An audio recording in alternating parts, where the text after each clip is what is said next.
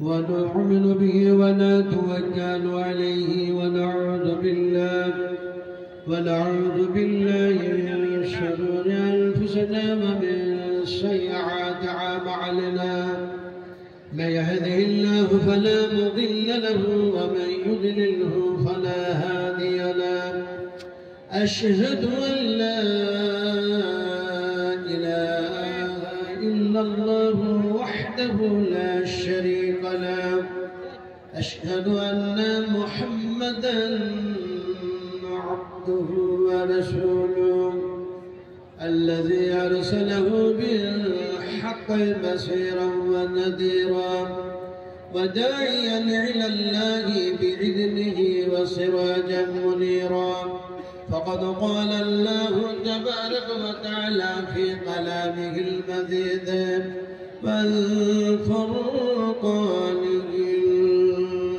الحميد أعوذ بالله من الشيطان الرجيم بسم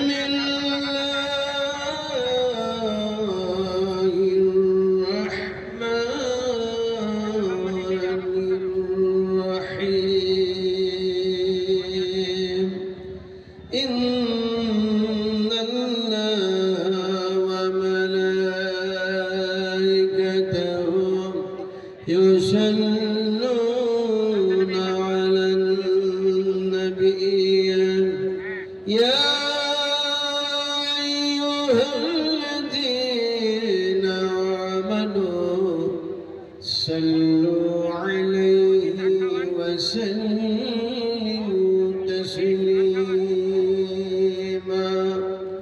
اللهم صل على محمد وعلى آل محمد كما صليت على إبراهيم وعلى آل إبراهيم إنك حميد مجيد اللهم بارك على محمد وعلى آل محمد كما باركت على إبراهيم وعلى آل إبراهيم إنك حميد مجيد اللهم اغفر لنا وللمؤمنين والمؤمنات والمسلمين والمسلمات الأحياء والأموات हमारे दुआ है ऐ खुदा हो इस्लाम का बुलबुला सदा अता कर सभी को हिदायत का नूर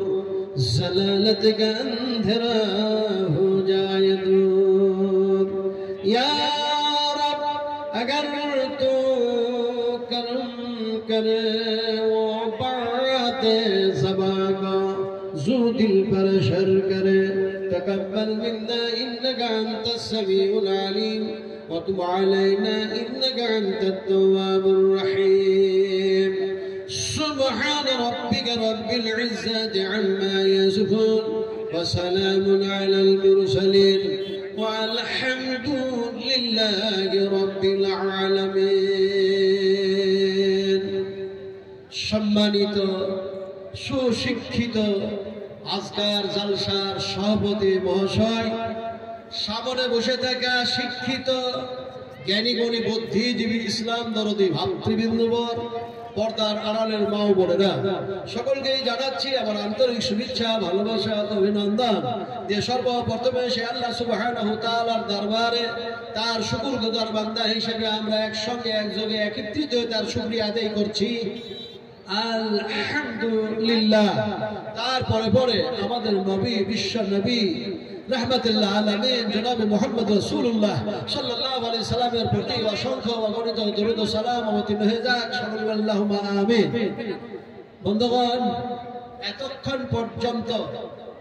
এতক্ষণ পর্যন্ত যা আলোচনা হলো যা আলোচনা হচ্ছিল তা আমরা শ্রবণ করছিলাম শুনছিলাম আলোচনাগুলি শুনতে শুনতে শুনতে শুনতে শুনতে আমি অনেকক্ষণ আমিও অপেক্ষা করেছি, আপনারাও করেছেন। আজকে আজকে এই মোমেন্ট, এই সময়ে, এই মুহূর্তে আমরা যারা এখানে এসেছি, আপনারা একটু দয়া করে জবাব দেবেন। আমি নজরুল আলম, এক সময় আমিও যুবক ছিলাম, এখন বয়সপ্রাপ্ত হয়েছি, ফলে আপনাদের মধ্যে অনেকেই বয়স্ক মানুষ আছে, কিন্তু বেশিরভাগই দেখছি ইয়ং তরুণ বসে আছেন। কথাটা বলতেছিলাম, সত্য কথা বলুন, আপনারা এখানে বসে আছেন না দাঁড়িয়ে আছেন? কথা বলুন। হ্যাঁ, এতক্ষণ পর্যন্ত বক্তব্য শুনেছেন। শিক্ষায় শিক্ষিত হতে হবে, আপনাকে জ্ঞান অর্জন করতে হবে। শিক্ষার জন্য ইদারার প্রয়োজন আছে, সাহায্য দিতে হবে, ইত্যাদি ইত্যাদি। এখন দেখা যায় সুশিক্ষিত মানুষ হওয়ার পরেও যদি অশিক্ষিতর মতো হয়ে আমরা ইহকাল থেকে পরকাল গমন করি, তাহলে আমাদের ভালো হবে না খারাপ হবে? কথা বোঝেন না? কথা বোঝেন না? এইখানে পড়াশোনা করলাম, কিংবা আমি কোন কলেজে পড়াশোনা করলাম, কোন ইউনিভার্সিটিতে পড়াশোনা করলাম ইত্যাদি। এখন পড়াশোনা করার পর আমি যদি কাজ ভালো না করি, তার মানে আমার আমল যদি কোরআন ও হাদিসের আলোতে যদি আমার আখলাক তৈরি না হয়, আমার কৃষ্টি কালচার তৈরি না হয়, আমার তাহজিব ও তামাদ্দুন যদি না থাকে, আমি সেই কোরআনের আলোর উপরে জীবন যদি বাস্তবায়ন না করি, আর বিশ্বনবী মুহাম্মদ রাসূলুল্লাহ সাল্লাল্লাহু আলাইহি সাল্লামের যদি তরিকার সাথে যদি সম্পর্ক না থাকে, তাহলে এই শিক্ষা করার পরে, এই আমল করার পরে কিয়ামতের মাঠে ফালা আছে, নাজাত আছে, নিষ্কৃতি আছে, পরিত্রাণ আছে। তাহলে পরিত্রাণ আছে কিসে? কোন শিক্ষায়? কোন শিক্ষায়? এবং সেই শিক্ষায় শিক্ষিত হওয়ার পরে কিভাবে আপনাকে আমল করতে হবে, জীবন বসর করতে হবে, জিন্দগি করতে হবে, তার সবচেয়ে উত্তম যিনি ট্রেনিং দিয়েছেন, সবচেয়ে সুন্দর যিনি বয়ান করেছেন, যিনি সবচেয়ে বেস্ট বেটার আলোচনা করেছেন, তার নাম হচ্ছে মুহাম্মদ রাসূলুল্লাহ সাল্লাল্লাহু আলাইহি সাল্লাম। আপনারা এত বড় শিক্ষিত মানুষ, মুহাম্মদ সাল্লাল্লাহু আলাইহি সাল্লামের নাম নিলেন, অথচ আপনাদের মুখে সাল্লাল্লাহু আলাইহি সাল্লাম পড়লো, বাইর হলো না। রাসূলুল্লাহ সাল্লাল্লাহু আলাইহি সাল্লাম বলেছেন, আমার নামটা যখন নেওয়া হবে, যখন নামটা বলা হবে, হ্যাঁ এটাই হয়, শয়তান কি আর সব জায়গায় থাকে না? এরকম কেন হলো? লাইনে ছিল নাকি? জেনেতে যাবো।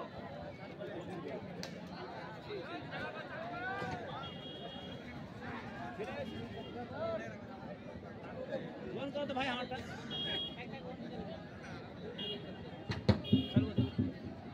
রাসূল করিম সাল্লাল্লাহু আলাইহি সাল্লাম বলেছেন যে আমার নামটা যখন তোমাদের সামনে বলা হলো, বয়ান করা হলো, শুনলে তো বলো সাল্লাল্লাহু আলাইহি ওয়াসাল্লাম।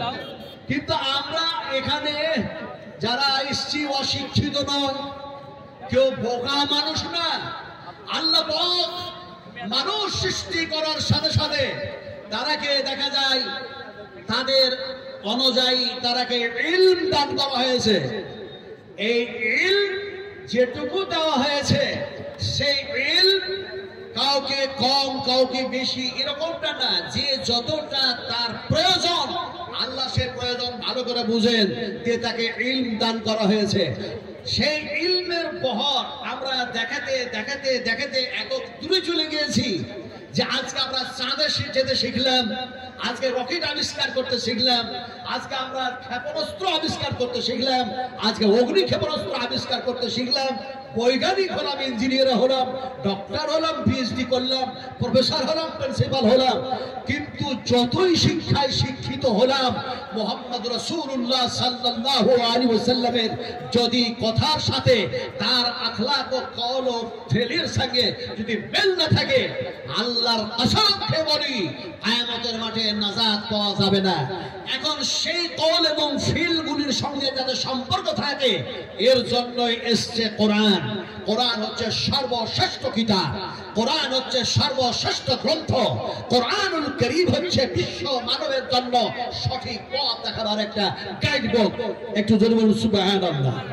আমার ভাইরা, এতক্ষণ ধরে যা শুনলেন আমি তার একটা এক্সাম্পল দিই। এক যেন চোর, ভালো করে শুনুন, এখানে চোট টোট থাকলে কেউ ভয় পেয়ে আবার পায় না। এক চোর, ও যেন দেখা যায় বিশাল যেন স্ট্যান্ডার্ডই সমস্ত সবকিছু বজায় রেখেছে, জামা কাপড় তার সবকিছু।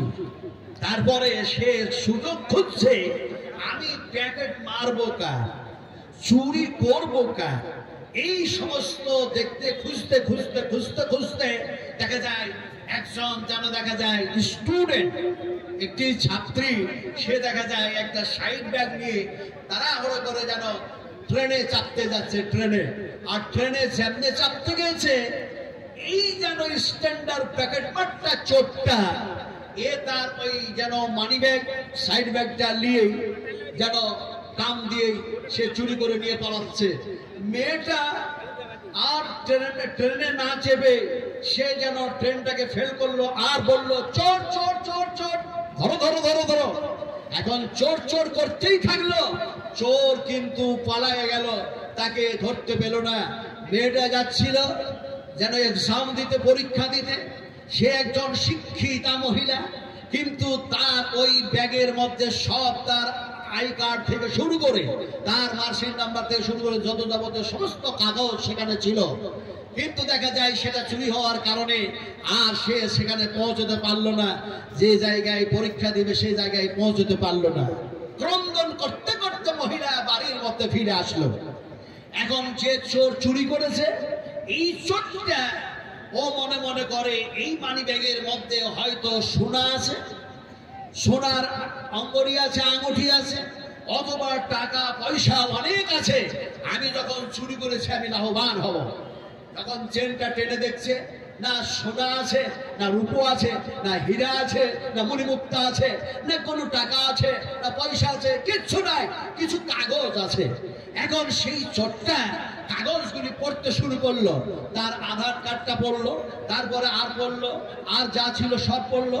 পড়ার পর সেই চোর যদি ইচ্ছা করত যে আমি এগুলিকে ছিঁড়ে ফেড়ে সমস্ত ফেলে দেবো, কিংবা ব্যাগটাকে ছুঁড়ে আমি পাহাড়ের দিকে জঙ্গলে ছুঁড়ে দেবো, কিন্তু তা করলো না। সে ব্যাগটা আবার ঘাড়ে করে নিয়ে তার অ্যাড্রেস অনুযায়ী সেই যেন স্টুডেন্টের বাড়িতে চলে গেল। যাওয়ার পরে ডাক দিচ্ছে এই বাড়ির মালিক কেউ আছো, এই বাড়ির মালিক কেউ আছো। সে সময় ওই বাড়ি থেকে একটা বৃদ্ধা মানুষ সে বাইরে বলে তুমি কে বাবা? সে তখন বলল আমি হচ্ছি চোর। সে বলছে আমি চোর। সে বৃদ্ধ মানুষটার যেন হ্যাভি প্রচন্ড রাগান্বিত হলেন, বলে তুমি চোর, তুমি আমার দুয়ারে কেন? এই আলোচনা হতেই ওই বাড়ি থেকে সেই মহিলা যার ব্যাগ চুরি করেছিল এই চোর, সেই মহিলা সেই ছাত্রী সে যেন বাইরে আসলো। বলে তোর এই ব্যাগটা তো আমার। চোর বলছে হ্যাঁ তোমারই ব্যাগ। বলে তুমি চুরি করলে কেন? বলে আমার খুব প্রয়োজন ছিল টাকা পয়সা ইত্যাদি, কিন্তু তোমার ব্যাগের মধ্যে টাকা পয়সা কিচ্ছু ছিল না, সোনা চাঁদিও ছিল না। বলে তাহলে কি দেখলে? বলে দেখলাম তোমার মার্কশিট নম্বর আছে ইত্যাদি ইত্যাদি এই সমস্ত কাগজপত্রগুলি আছে, তাই সেগুলি দেখলাম, আর দেখার পরে সেগুলিকে আমি নষ্ট করি নাই, আবার আমি তোমার কাছে সেগুলি দেওয়ার জন্য ফিরে আসলাম। আমি চোর, আমি আর কখনো চুরি করব না। আমি জানি যে তুমি একজন শিক্ষিতা মহিলা, তোমার শিক্ষাকে তুমি ডেভেলপ করার জন্য, শিক্ষা অর্জন করার জন্য, তুমি একটা শিষ্য জায়গায় পৌঁছাবার জন্য যে আশা, সেই আশাটা আমি তোমার ভঙ্গ করতে পারি না। এই কথা বলে ব্যাগটা দিয়ে দিল। আসলে চোরটা শুধু চোর ছিল না, আসলে সেই চোর যদি শিক্ষিত না হতো তাহলে ওই কাগজের মধ্যে যা লেখা ছিল তা পড়তে পারতো না, ওই কাগজের মূল্য দিতে পারতো না, ওই কাগজের মর্যাদা দিতে পারতো না, ওই কাগজের সম্মান দিতে পারতো না। সে চোর হলেও শিক্ষিত ছিল বলে, শিক্ষিত ছিল বলেই যেন সে শিক্ষার মান দিয়েছে, শিক্ষার মর্যাদা দিয়েছে, শিক্ষার সম্মান করেছে, শিক্ষার এহতেরাম করেছে, শিক্ষাকে মূল্যবান যেন প্রাধান্য দিয়েছে। আজকে বিংশ শতাব্দীর যুগে, আজকে সায়েন্সের যুগে, আজকে বৈজ্ঞানিকের যুগে, এই যুগের মানুষেরা আজকে আমরা শিক্ষায় শিক্ষিত হয়ে যদি শিক্ষার মান দিতাম, শিক্ষার যদি মর্যাদা দিতাম, আমার আমার জীবনটাকে সেই শিক্ষার আলোতে যদি করতাম, তাহলে পারে আমার আদর্শ হতো হযরত ওমরের মতো, হযরত আবু বকর সিদ্দিকের মতো, হযরত উসমান গনির মতো, হযরত আবু তালহার মতো, হযরত আবু হুরায়রার মতো, হযরত আবু দারদার মতো, হযরত হামজার মতো, হযরত উসমান গনির মতো, হযরত আলী কাররামুল্লাহ ওয়াজহুর মতো আমাদের যেন আখলাক ও চরিত্রগুলি হতো। কিন্তু আফসোস যে আজ আমরা যতই শিখলাম, আমরা শিক্ষার মান দিতে পারলাম না, শিক্ষার মর্যাদা রক্ষা করতে পারলাম না। যার জন্যই আল্লাহ পাক বলেছেন শিক্ষিত আর অশিক্ষিত কখনো সমান হতে পারে না। কথা ঠিক না বেঠিক? কথা ঠিক না বেঠিক? একটু জোরে বলতে হবে, কথাটা সত্য না মিথ্যা? শিক্ষিত মানুষ আর অশিক্ষিত মানুষ কি কখনো সমান হয়? আচ্ছা, সমান যে হয় না এই পক্ষে আপনারা হাত উঠান। আমি হাত উঠাই দিলাম, উঠান। যারা যারা হাত উঠান, কি আপনারা শিক্ষার পক্ষে, শিক্ষিত মানুষের পক্ষে তো? যারা হাত উঠান শিক্ষিত মানুষের পক্ষে তো? আর যারা হাত উঠালেন না তারা অশিক্ষিতর পক্ষে। আল্লাহ কি ফায়সালা দিচ্ছেন লক্ষ্য করুন। হাত উঠালে এটা ফায়সালা নয়, আল্লাহর ফায়সালাই হচ্ছে সাফিসিয়েন্ট, সেটাই হচ্ছে যথেষ্ট, সেটাই হচ্ছে শেষ রায়। পৃথিবীর কোন শিক্ষিত মানুষের রায় চূড়ান্ত নয়, চূড়ান্ত হচ্ছে মুহাম্মদ রাসূলুল্লাহ সাল্লাল্লাহু আলাইহি ওয়াসাল্লাম, চূড়ান্ত হচ্ছে আল্লাহ সুবহানাহু ওয়া তাআলা। আল্লাহ পাক কি বলছেন জানেন? কুল হাল ইয়াস্তাবিল্লাযীনা ইয়া'লামুনা ওয়াল্লাযীনা লা ইয়া'লামুন। নবীজিকে আল্লাহ পাক বললেন, নবীজি আপনি বলুন, শিক্ষিত মানুষ আর অশিক্ষিত মানুষ কখনোই সমান হয় না, বরাবর হয় না। এজন্য আমি আল্লাহ যে শিক্ষা দিলাম আমার নবীকে, আমার রাসূলদেরকে, আমার হাবিবদেরকে যে শিক্ষা দিলাম, সেই শিক্ষা আমার হাবিব আমার রাসূলেরা তার উম্মতের দিল, তার সাহাবা কেরামদের দিল। সেই শিক্ষায় শিক্ষিত যারা হবে তারা দুনিয়াতেও কামিয়াব হয়ে যাবে, আখিরাতেও কামিয়াব হয়ে যাবে। দুনিয়াতেও আমি আল্লাহ পাক তাদের সম্মান যেন বাড়ায়া দেব, আর আখিরাতেও আমি আল্লাহ পাক তাদেরকে যেন ফালা দিয়ে দেব। কেমনে এটাকে প্রমাণ করব? একটা হাদিস শুনুন। ইমাম বুখারী রাহমাতুল্লাহ আলাইহি। আপনারা কি বিরক্ত হচ্ছেন নাকি? আমি ওই আজে বাজে বলে আমি কিন্তু সময় নষ্ট করতে পারি না। কত বুঝুন, হয় কোরআন আয়াত পড়বো না হাদিস বলবো। কারণ একজন মুকাররির কথা বলবে, একজন বক্তা যেন কথা বলবে, অথচ সেই বক্তার মুখে দেখা যায় কোরআন থাকবে না, হাদিসের ইবারত থাকবে না, কোরআনের আয়াত থাকবে না। এমনকি দেখা যায় সে দেখা যায় শুধু বলে, কোরআন বলে, হাদিস বলে, অথচ দেখা যায় তার আমল থাকবে না। লিমা তাকুলুনা মা লা তাফআলুন। আল্লাহ পাক কি বলেননি রে ভাই? কোনটা বলেননি? সবটাই বলেছেন। কিন্তু আজ আল্লাহর বিপক্ষে মানুষ চলতে গিয়ে দেখা যায় আল্লাহর বিপক্ষে চলতে গিয়ে কোরআনের বিরুদ্ধে কথা বলতে শিখেছে। কি হাফেজ, কি কারি, কি মুফতি, কি মুহাদ্দিস, কি মুহাক্কিক, কি মুজাদ্দিদ, কি প্রফেসর, কি ডাক্তার, কি গরীব, কি ধনী, কি মিসকিন, কি ফকির, আল্লাহর বিরুদ্ধে কথা বলতে শিখেছে। সবাই না হলেও অধিকাংশ আকসার মানুষ আল্লাহর বিরুদ্ধে কথা বলছে। কিভাবে বলেন?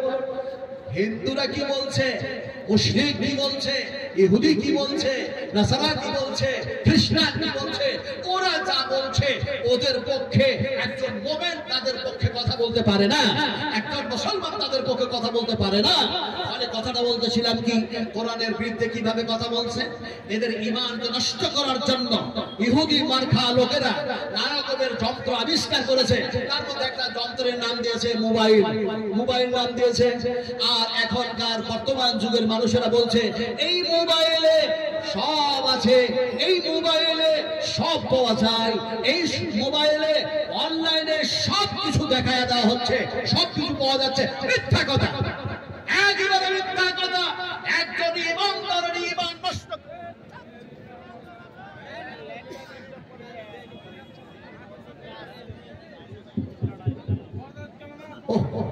কি অবস্থা! রাসূলুল্লাহ সাল্লাল্লাহু আলাইহি ওয়াসাল্লাম যখন কথা বলতেন এইভাবে ডিস্টার্ব করতো। কথা বুঝেন কি? এইভাবে ডিস্টার্ব করতো। শিক্ষিত মানুষদের আজকে দেখা যায় মুসলিমদের মুসলমানদের ঈমানকে নষ্ট করার জন্য দাজ্জাল মার্কা মানুষেরা ওই ইহুদিরা তারা শিখিয়ে দিয়েছে, বলো এই মোবাইলে সব পাওয়া যায়, এই মোবাইলে সব আছে। আল্লাহর কসম খেয়ে বলি, সেই সমস্ত বৈজ্ঞানিকদেরকে আমি চ্যালেঞ্জ করি, আমি নাজবালাম চ্যালেঞ্জ করছি, যদি এই মোবাইলে সব পাওয়া যায় অনলাইনে, আর মোবাইলে যদি সব কিছু থাকে, আমাকে এক্ষুনি মোবাইলে অনলাইনে দেখায় দাও। আল্লাহ সুবহানাহু ওয়া তাআলা আমার ডান হাতে আমলনামা দিবেন না, বাম হাতে আমলনামা দিবে, এক্ষুনি দেখতে চায়। এই মোবাইলের অ্যানসার দিতে পারবে? পারবে? যেহেতু পারবে না, সেহেতু এই মোবাইলে সবকিছু আছে, এই কথাটা বলা যাবেও না, এই ঈমান রাখাও যাবে না। যদি আপনি এই ঈমান রাখেন, তাহলে কোরআনের সেই আয়াতের উপর আপনার ঈমান থাকবে না। কারণ আল্লাহ পাক বলেছেন, লিকুল্লি শাই, আল্লাহ পাক বলেছেন ওয়াতিবিয়ানা লিকুল্লি শাই। আমি আল্লাহ রাব্বুল আলামিন যে মানুষকে সুন্দর থেকে সুন্দর শিক্ষা দেওয়ার জন্য, সুন্দর থেকে সুন্দর তাদের আদর্শ তৈরি করার জন্য, আখলাক তৈরি করার জন্য, কৃষ্টি কালচার তাহজিব ও তামাদ্দুন তৈরি করার জন্য, ইহকাল আর পরকালের খারাপি থেকে বাঁচার জন্য যে কোরআন নাজিল করলেন, এই কোরআনের মধ্যে আমি আল্লাহ রাব্বুল আলামিন সমস্ত সবকিছু ঢুকাইয়া দিয়েছি। সব আছে, সব আছে। আল্লাহ বলেন সব আছে। ওয়াতিবিয়ানা লিকুল্লি শাই। আল্লাহর এই আয়াতের চ্যালেঞ্জের মোকাবেলায় পৃথিবীর কোন মানুষ বলতে পারে যে কোরআনে কিছু নাই? বলতে পারে? কথা জোরে কথা বলুন, নইলে খুব বিপদ হয়ে যাবে। কারণ আমি কথা বলছি আল্লাহর কসম খেয়ে বলি, মা ইয়ালফিযু মিন কাওলিন ইল্লা লাদাইহি রাকীবুন আতীদ।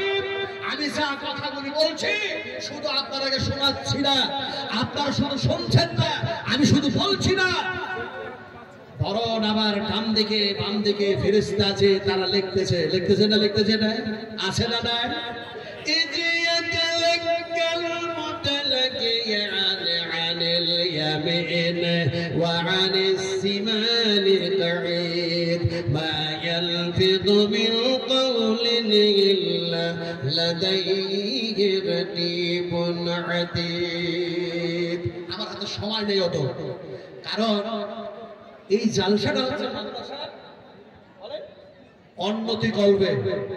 এখন মাদ্রাসাতে আপনারা দান করবেন, করেছেন, যতদিন বাঁচবেন আল্লাহ পাক বাঁচাবেন, জীবিত রাখবেন, ততদিন পর্যন্ত আপনাকে ফি সাবিলিল্লাহ আল্লাহর রাস্তায় দান করতে হবে। আমি নাজমা আলম কি বলি জানেন?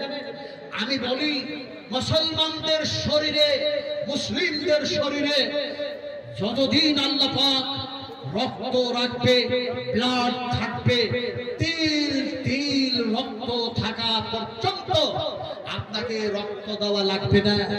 রক্ত দিয়েছেন বিশ্ব নবী মুহাম্মদ রাসূলুল্লাহ সাল্লাল্লাহু আলাইহি সাল্লাম। ব্লাড দিয়েছেন, রক্তে রঞ্জিত হয়েছেন রাদিয়াল্লাহু তাআলা আনহু।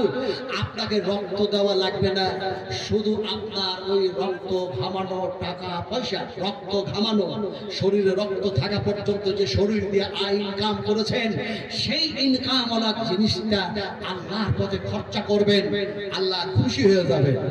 কিভাবে খুশি হবেন? ওই যে একটু আগে বলছিলাম যে আল্লাহ দুনিয়াতে মান আর সম্মান বাড়িয়ে দেবেন। কিভাবে? আপনারা হাদিস শুনেন, ইমাম বুখারী রাহমাতুল্লাহ আলাইহি বুখারী শরীফের মধ্যে হাদিসটা নিয়ে এসেছেন। কিভাবে আনলেন? আল্লাহর হাবিব বিশ্ব নবী বলছেন, যে মানুষটা এই দুনিয়ায় ভালো আমলকারী হয়, যে মানুষটার চরিত্র সুন্দর হয়, কোরআনের আলোতে তৈরি হয়, এক কথায় যেন সেই মানুষটা হয় সালেহীন, সেই মানুষটা যেন হয় সালেহা, সেই মানুষটা হয় মুমিন, সে হয় যেন মুমিনা, সে হয় মুত্তাকি, সে হয় মুত্তাকিনা, এক কথায় সে যেন ভালো, যেন বান্দা।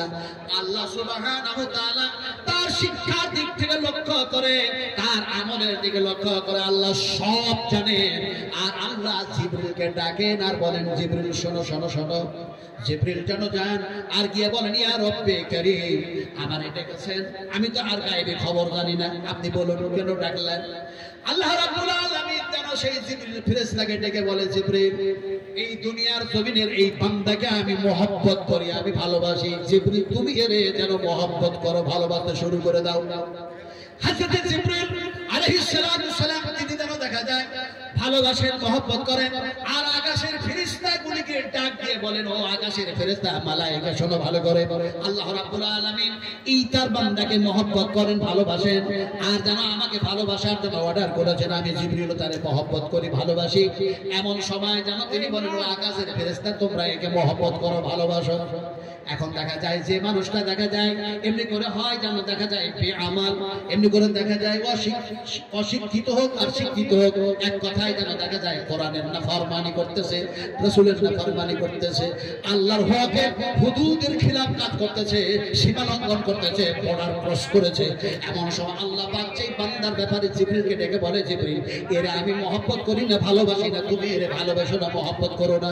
হযরত জিবরিল আকাশের ফেরেশতা এগুলিকে বলে, ও ফেরেশতারা আল্লাহ পাক এই বান্দারে ভালোবাসে না, আমি যেন বলা হয়েছে আমি ভালোবাসবো না, তোমরাও এর ভালোবাসো না। এখন দেখা যায় যে হয় ভালো, যে হয় সৎ, যে হয় সালেহী, আল্লাহ পাক তাকে যেন মহব্বত করেন, ভালোবাসেন। আর দুনিয়াতে তার মান আর সম্মান বাড়ায় দিয়ে অবশ্যই তার মদত করে থাকেন। আর এমনি করে যারা অন্যায়কারী, অন্যায় কাজ করে, আল্লাহ পাক তাদেরকে মহব্বত করেন না, ভালোবাসেন না। আর এই দুনিয়াতে জিল্লতি করে, বেইজ্জতি করে, অসম্মান করে। আর আখিরাত পরকালেও তাদের জন্য যেন সেই যেন সাজা কঠিন ভয়ঙ্কর আল্লাহ কায়েম করে রেখেছেন। কথাটা বলতেছিলাম মাদ্রাসা ভালো না খারাপ, আমি এই আলোচনাই করছি। মাদ্রাসা ভালো না খারাপ? মাদ্রাসা কার কি বলতে পারেন? মাদ্রাসা কার একটু কথা বলবেন। মাদ্রাসা কার? যোগী আদিত্যনাথের। হ্যাঁ, যোগী আদিত্যনাথের যদি না হলো তাহলে যোগী আদিত্যনাথ তার উত্তরপ্রদেশে মাদ্রাসা, অনেক মাদ্রাসা বন্ধ করে দিয়েছিল। তারপরে তার মামু এলো না, তার দুলা ভাই আসলো, কিছুদিন আগে আসলো না। দুলা ভাইকে আপনারা কি বলেন? বহনু। বহনু বহনু বহনুকে কি বলে? বহনু বলেন তো নাকি? আচ্ছা, এখন আমি বলতেছি বাংলায় বললাম আমি দুলা ভাই, আপনারা বলেন বহনু। মামাকে কি বলেন? মামাই বলেন তো? মামা বলেন তো? তো মামা এলো, মামা কোথা থেকে? পাগড়িওয়ালা, বুঝেন না? পাগড়িওয়ালা মামা এলো। কে? আফগানিস্তান থেকে আসলো না পাগড়িওয়ালা। পাগড়িওয়ালা ও মামা যখন আসলো দারুল দেওবন্দ মাদ্রাসায় গেল।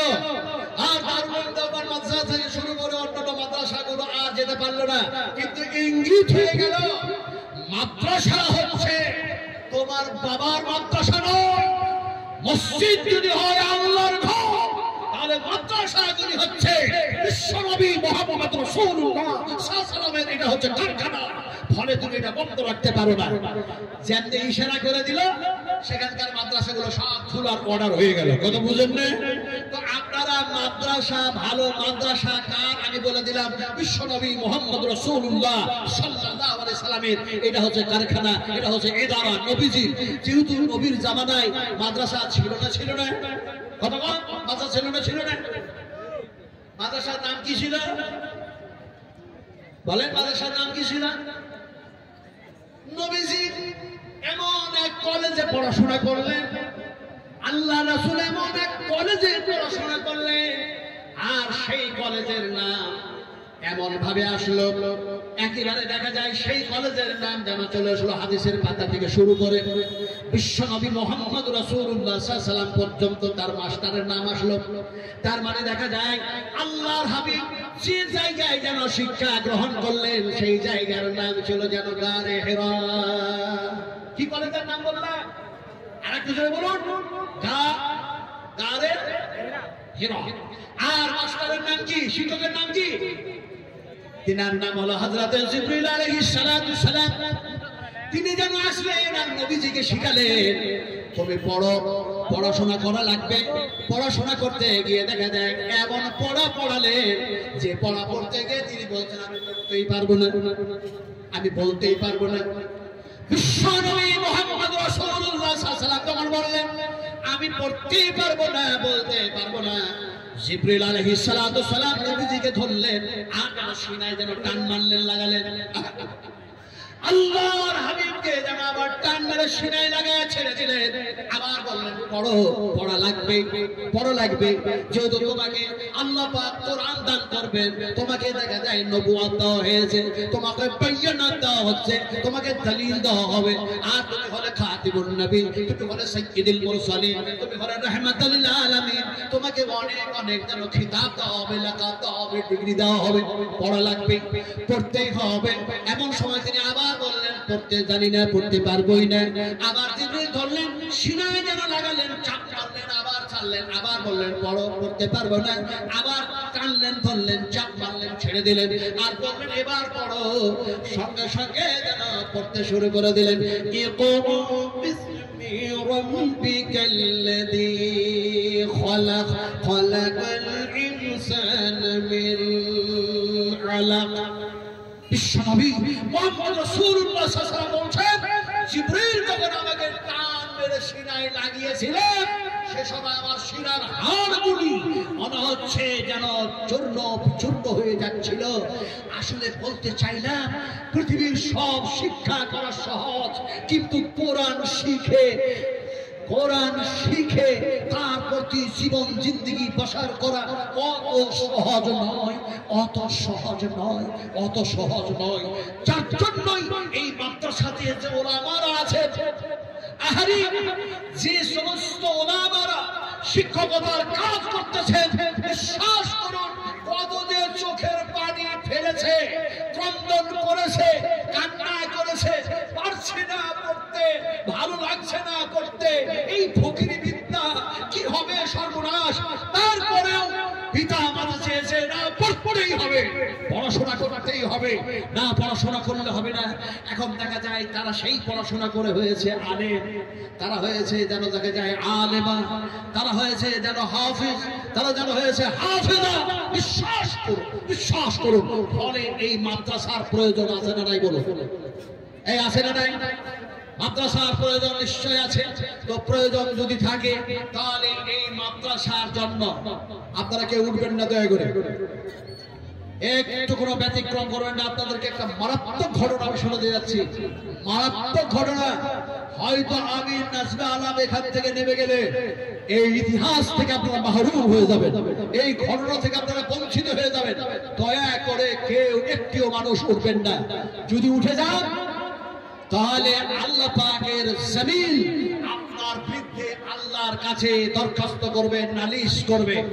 এই জমিনটা বলবে, ইয়া রব্বে করিম, আমার সিনার উপরে মানুষগুলি বসেছিল যখন বিশ্বনবী মুহাম্মদ রাসূলুল্লাহ সাল্লাল্লাহু আলাইহি ওয়াসাল্লামের যে মাদ্রাসা, এই মাদ্রাসার ব্যাপারে যখন কিছু কথা বলতে গেছিল, এই মানুষগুলি পলায়ন করেছিল, এরা যেন উঠে চলে গিয়েছিল। জমিন কথা বলতে পারবে না কথা বলো। এই জমিন কথা বলতে পারবে না জোরে কিছু বলেও না। জমিন কথা বলতে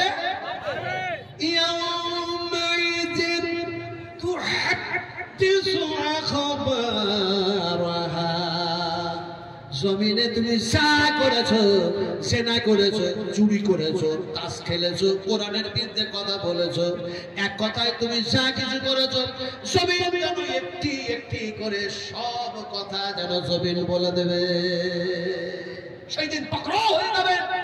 আর আল্লাহ যাকে পাকড়াও করে তার বাঁচার উপায় থাকে না।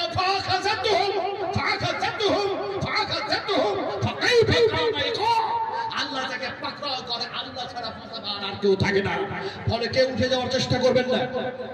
সতর্ক করছেন আল্লাহ, আমি করছি না, আল্লাহ সতর্ক করছেন জমিনটা আমার। খবরদার এই জমিনে তোমরা বদমাশি, দুষ্টামি ব্যতিক্রম করো না। আমি আল্লাহর আইন ও মাফিক তোমরা চলো। আমি আল্লাহ বলেছি বসে যাও, দাঁড়ায় যাও। বসতে বলা হয়েছে না, হয় না? দাঁড়াতে বলা হয়েছে না, হয় নাই? দেখেন না বসে আছে, বসে থাকতে থাকতে হঠাৎ বলা আছে হাইয়া আলাস সালাহ, হাইয়া আলাল ফালাহ, কাদ কামাতিস সালাহ। আছে না? তখন আপনি দাঁড়ান না, বসেই থাকেন। এই বসে থাকেন না, দাঁড়াও, বসে থাকেন না, দাঁড়ায় দাও। কোবলিল্লাহি ওয়া কানাতে, আল্লাহর জন্য দাঁড়ায় দাও। আমার ভাইয়েরা শোনো, একটু ভালো করে শোনো। বসে থাকো, খবরদার কেউ উঠবেন না। আপনারা যদি উঠতে চান বক্তৃতা শেষ হবে, বিশ্বনবী মুহাম্মদ রাসূলুল্লাহ সাল্লাল্লাহু আলাইহি ওয়াসাল্লামের দোয়া নেবেন, তারপরে যাবেন। একটা মারাত্মক ঘটনা শুনতে যাচ্ছি। কোরআন শিখলেন এক ইহুদি, ভালো করে শোনো। আমেরিকার এক ইহুদি কোরআন শিখলেন। কোরআন শিখতে শিখতে শিখতে শিখতে গোটা কোরআন কমপ্লিট তার শিক্ষা অর্জন করা হয়ে গেল। কোরআন শুধু শিখলেন না, তার মানে মতলব সব বুঝলেন। আমাদের মতো নয়, আনাকুম তানাকুম তানাকুম পড়লাম, কথা বুঝেন কিনা? কিছু বুঝি না। সামি আল্লাহু লিমান হামিদা কি যে বললাম বুঝি না। যদি জিজ্ঞেস করি আপনারা বলুন তো, সামি আল্লাহু লিমান হামিদা না সামি আল্লাহু লিমান হামিদা? আপনারা কোনটা বলবেন? বলেন সামি আল্লাহু লিমান হামিদা। সামি আল্লাহু লিমান হামিদা কোথাও না, কোথাও না। সামি আল্লাহু লিমান হামিদা, হুলমান হামিদা, হনুমানের মন্দির বানিয়ে লাভ না। শিখবেন কত? এই জন্য আল্লাহ পাক বলেছেন ইসলিহ লাকুম আমালাকুম ওয়া ইয়াগফির লাকুম যুনুবাকুম আল্লাহু গফুরুর রহিম। তোমাদের ভুলগুলো যদি সংশোধন করে নাও, আমি আল্লাহ ওয়াদা করছি তোদের পূর্বেকার সব গুনাহগুলি মাফ করে দেব, ক্ষমা করে দেব। যদি সংশোধন করতে হয়, মাদ্রাসা ছাড়া আপনি কোন কলেজে ইউনিভার্সিটিতে গিয়ে আপনি আপনার জীবনের সংশোধন করতে পারবেন না, পারবেন না, পারবেন না, পারবেন না। একমাত্র সেটা হলো মাদ্রাসা, সেটা হলো মাদ্রাসা। বিশ্বাস করুন। তো একজন যেন ইহুদি কোরআন শিখলো, মানে মতলব বুঝলো, তারপরে তার মাথাতে আসলো, আহা কোরআন শিখলেন। আব্দুল গফফার ভাই রাস্তায় আসছে, নার্ভাস হওয়ার কিছু আছে নাকি? হ্যাঁ হ্যাঁ বলেন।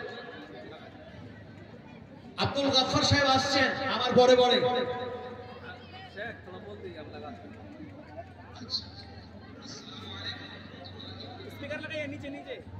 मोहतरम हज़रात, मैं अब्दुल गफ्फार सलफी आज के प्रोग्राम में मदऊं हूँ और आ रहा हूँ, रास्ते में हूँ।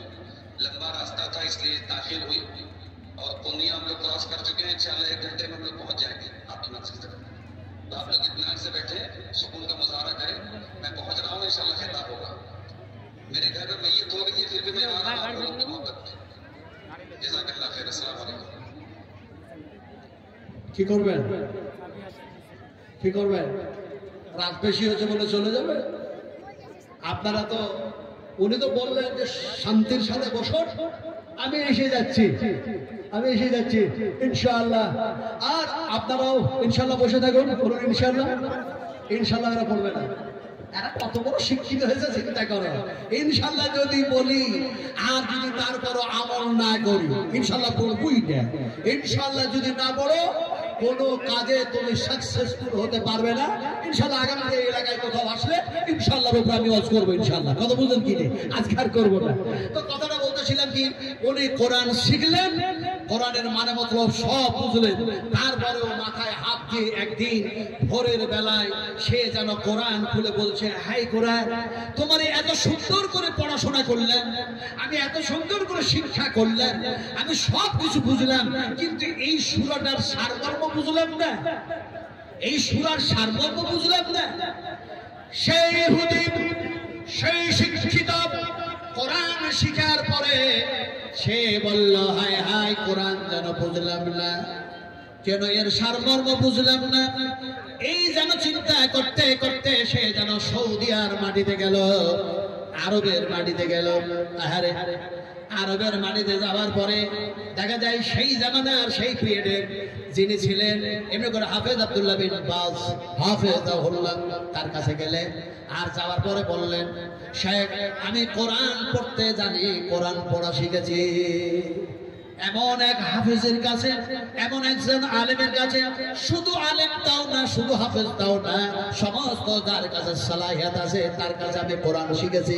এই কোরআনের অর্থ যেন তার কাছে যেন বুঝেছি, পড়েছি, শিখেছি। কিন্তু দেখা যায় আমি ইহুদি মানুষ, আমি ইহুদি, এরপরেও যেন দেখা যায় এই সূরাটির সারমর্ম বুঝি না। হাফেজ আব্দুল্লাহ বিন বাজ বললেন কোনটা সূরা, তার অর্থ বোঝো, তর্জমা বোঝো, মানে বোঝো, কিন্তু সারমর্ম বোঝো না কোনটা সূরা। ইহুদি যেন বলল বিসমিল্লাহির রহমানির রহিম, সবাই মিলে পড়বেন না? বিসমিল্লাহির রহমানির রহিম। কোরআনে লেখা আছে বিসমিল্লাহ, তাই বললো ইহুদি বিসমিল্লাহির রহমানির রহিম। পড়তে পাবে কি পাবে না, পড়বে কি পড়বে না, ওই সব ফতোয়া আর ওই সমস্ত মশলা আমি বলে অশান্তি তৈরি করব না, প্রয়োজন মনে করছি না। এখন তিনি কোরআনে লেখা আছে তাই পড়লেন। এবার সূরাটা পড়ছেন। আমি আজকে মাগরিবের নামাজে পড়েছি এখানে, যখন আমাকে ইমাম বানালে বলে আপনি পড়েন, তখন আমার গায়ে কালো জামা ছিল, ওনারা তো সবাই ছিলেন না, যেটা নাজম আলম সাহেব কত মুখে কি আমাকে বললেন আপনি ইমামতি করুন। বলে মুসাফির হালাতে হলেও 3 রাকাত যখন নামাজ আমি ইমামতি করতে পারবো। এখন ইমামতি তো আমি সেই মাগরিবের নামাজে আমি সূরা মুমিন থেকে একটা যেন রুকু পান পড়েছি প্রথম রাকাতে, আর তারপরে দ্বিতীয় রাকাতে আমি এই সূরাটি পড়ছিলাম। ইন্না আ'তাইনাকাল কাউসার ফাসাল্লি লিরাব্বিকা ওয়ানহার ইন্না শানিয়াকা হুয়াল আবতার।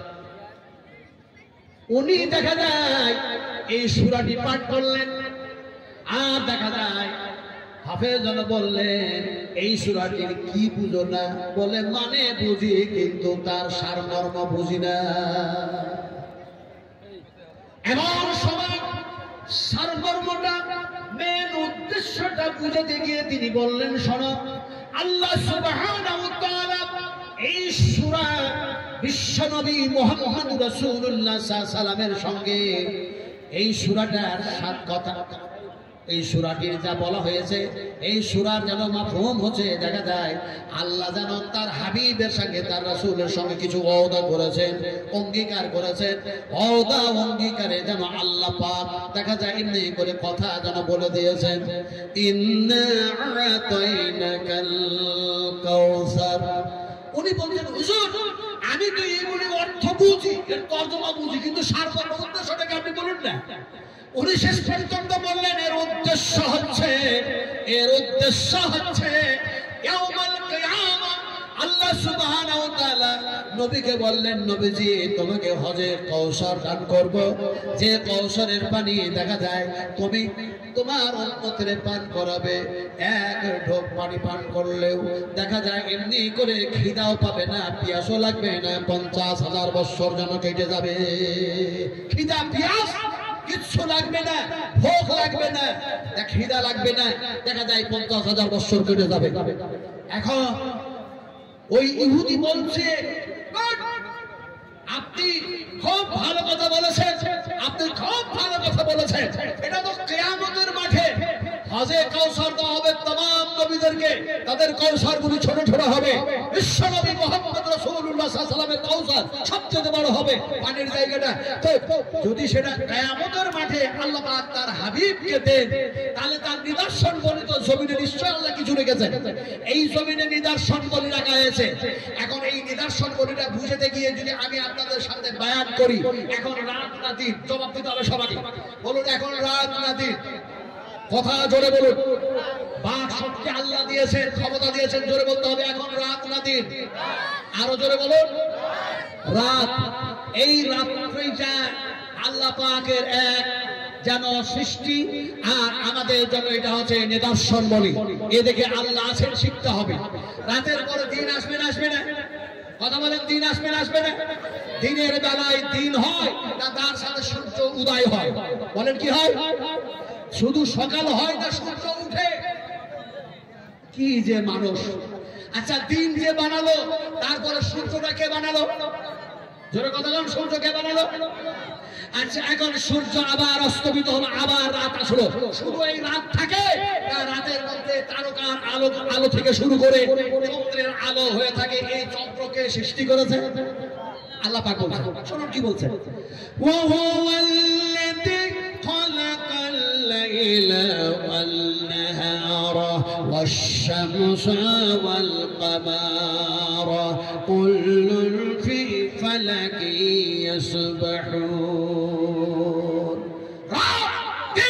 সূর্য, চন্দ্র, এগুলি আমি আল্লাহ সৃষ্টি করেছি। এগুলি দেখে, এই নিদর্শনগুলি দেখে পৃথিবীর মানুষেরা, ইহুদি হও, নাসারা হও, খ্রিস্টান হও, শিক্ষিত হও, অশিক্ষিত হও, আলেম হও, মাস্টার হও, ডাক্তার হও, এগুলি দেখে আমি এক আল্লাহ বলে, আমি এক আল্লাহর গোলামি কর, আমি এক আল্লাহর গোলামি কর, আমি আল্লাহর গোলামি ছাড়া যদি অন্য কাউরি গোলামি করো, শুনে রাখো, ইন্নাকুন্না লাকুম তাবাআন ফাহাল আনতুম মুগনুন আন্না মিন আযাবিল্লাহি মিন শাই। সেই দিন তোমাদের ওপর কেমন হবে, তোমাদের অবস্থা কেমন হবে, তোমাদের পরিণাম কেমন হবে, তোমাদের যেন দেখা যায় অবস্থা এরকম হবে। সেই দিন যেন এই মানুষগুলি বলবে, আল্লাহ তোমার গোলামি না করে, তোমার নবীর ইত্তেবা অনুসরণ না করে, সেইভাবে জীবন তৈরি না করে, সেই শিক্ষায় শিক্ষিত না হয়ে, সেই চরিত্র আদর্শ তৈরি না করে, আমরা যাদেরকে অনুসরণ করেছিলাম, অনুকরণ করেছিলাম, আর তাদের কথা মোতাবেক চলেছিলাম, কোরআন ভুলেছিলাম, মসজিদ ছেড়েছিলাম, সালাত যাকাত ছেড়েছিলাম, হজ রোজা ছেড়েছিলাম, পিতামাতার খিদমত ছেড়েছিলাম, এক কথায় যেন ইল্লিগেল কাজ করেছিলাম, ইল্লিগেল কাজ। দেখা যায় তোমার কোরআন মাফিক সেই কাজ করি নাই, নবী যা শিক্ষা দিয়েছিলেন সেই শিক্ষা নিয়ে আমরা চলি নাই, ওই মানুষগুলির পিছনে পিছনে ছুটেছিলাম, ওদের কারণে জাহান্নামের মধ্যে এসেছি। এখন কি জাহান্নামের আযাব থেকে, সাজা থেকে বাঁচার জন্য কোনো আমাদের উপায় আছে? ওরা বলবে, ওর নেতারা, তোমরা তো সেই দিন খুব ভালো ভালো কথা বলেছিলে, কিন্তু আজকে যে তোমাদের কথা শুনে জাহান্নামের মধ্যে এসেছি, তো আল্লাহর আযাব থেকে কি একটু কোনো বাঁচাতে পারো? এই নেতাগুলি বলবে, মুহাম্মদ সাল্লাল্লাহু আলাইহি সাল্লাম, আমি প্রথমে বলেছি, সর্বশ্রেষ্ঠ শিক্ষা যদি দিয়েছে তার নাম হচ্ছে মুহাম্মদ রাসূলুল্লাহ সাল্লাল্লাহু আলাইহি সাল্লাম। তাকে ছাড়া পৃথিবীর আর কোন নেতাকে অনুকরণ করে সুন্দর জীবন তৈরি করা যায় না। ফলে সেই দিন সেই সমস্ত নেতারা বলবে, লাউ হাদানাল্লাহু লাহাদাইনাকুম সাওয়াউন আলাইহিম আযাযিনা আম সাবারনা মা লানা মিন মাইস। আমরাও হেদায়েতের পথে ছিলাম না, তোমাদেরকেও হেদায়েতের পথে চালাতে পারি নাই, আমরাও সঠিক পথের পথিক ছিলাম না, তোমরাকেও সঠিক পথে পরিচালিত করতে পারি নাই, আমরাও জাহান্নামে এসেছি, তোমরাও এসছো, আমাদের যা অবস্থা তোমাদেরও সেই অবস্থা, আমরাও নিরুপায়, তোমরাও নিরুপায়। তাহলে আমরা এখন স্মরণ করব কাকে? বিশ্বনবী মুহাম্মদ রাসূলুল্লাহ সাল্লাল্লাহু আলাইহি ওয়াসাল্লামকে।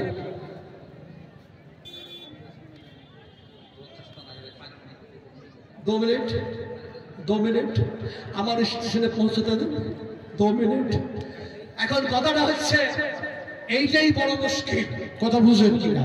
লোকমা দাও, কিন্তু ইমাম ঠিক করছে, তোমার লোকমা দেওয়ার অধিকার নাই, কথা বুঝেন কি নেই?